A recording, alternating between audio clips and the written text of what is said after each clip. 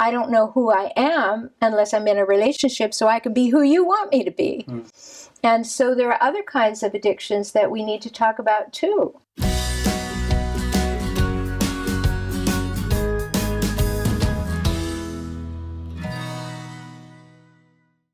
It seems that we're all addicted to something. Maybe it's alcohol, maybe it's bad relationships, maybe it's, hold on, let me just answer this text really quick. Like there's a million things people are addicted to these days.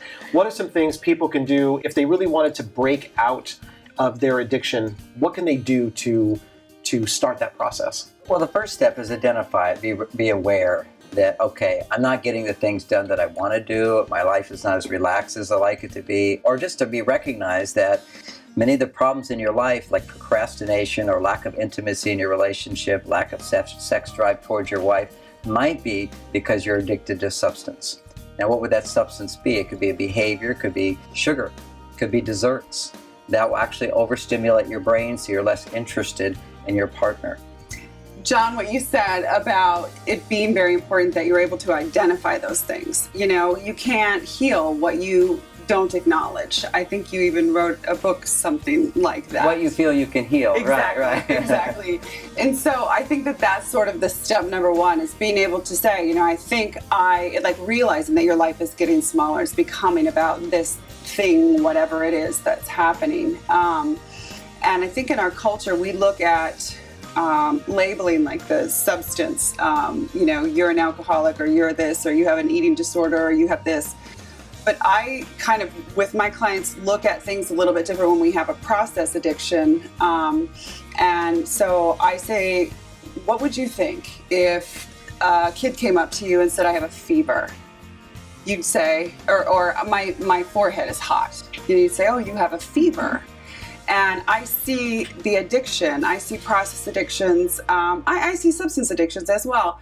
And so you can nurse yourself through that fever. But how can you do that in an established relationship where, as an example, she is addicted to going on Facebook, or he is addicted to going online and playing his games? Well, so what she does is she's able to look at that addiction. Like if she's going to go on Facebook, and she's on Facebook and she's like, I've been on Facebook for the last 3 hours, you know, that's a temperature reading, or it's a barometer of the fever. Is that reaching out for something. It's like going outside of yourself and not nurturing yourself. There's an imbalance in your system, and you've allowed like a virus to come in and has created like this fever. So you can look at the experience of reaching out as a touch point for you to know that you need to come back to yourself. But what if they don't see it? What if you as a partner see the behavior of the other person doing all this? How can you create an environment where they start to see how their world's getting smaller?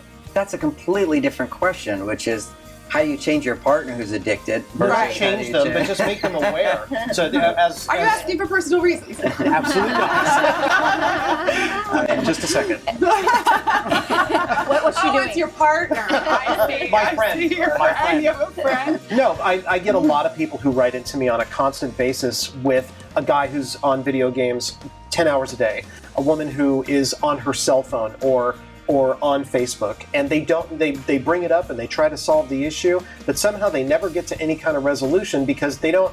When you have a fever, you feel hot, you have symptoms. When you're deeply immersed in addiction that's a process addiction, you may not feel it. It just feels normal because it happens every day. Right, and to expand on that, and I really enjoyed what John said, and really thinking about, it's not that you don't like them on the computer. What is it that you don't like? You don't like that they're not spending time with you.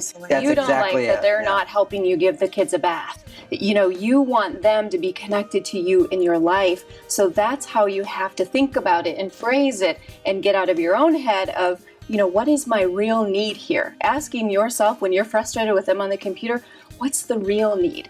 What is my need and what is not being met here? Sometimes you can do that for yourself. But then other times, just like John said, you want to ask them, I really would love it if you'd help me do the dishes tonight, or whatever it might be. Or next weekend, could we take a weekend away for my birthday and not have the phone with us? Because I really want to connect to you.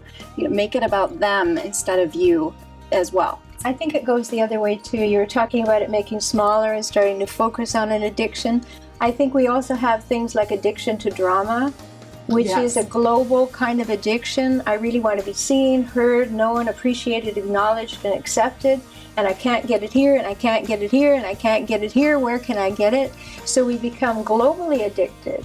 And those people are looking for an end to not feeling invisible, right? And we have that addiction that also takes place. So it's not hyper-focused addiction. It's kind of a global addiction that who I am requires something from all of you to heal. And then we say, oh, you're a drama queen or a drama king, and you just want attention. Well, yes, they do, because they have this incredible deficit. Right. And that doesn't mean that we become then enabling all the time and catering to them, but that we create some balance in that kind of addiction to drama. And the same thing happens in addicted to relationships, which we call codependence. I don't know who I am unless I'm in a relationship, so I can be who you want me to be. And so there are other kinds of addictions that we need to talk about too. The common thread I'm hearing from all of you is that if you're suffering from some process addiction, there are some things that you can do as an individual to make those changes. If it's deeper than that, or if it's a substance that's being abused, you want to seek outside help from a really qualified therapist.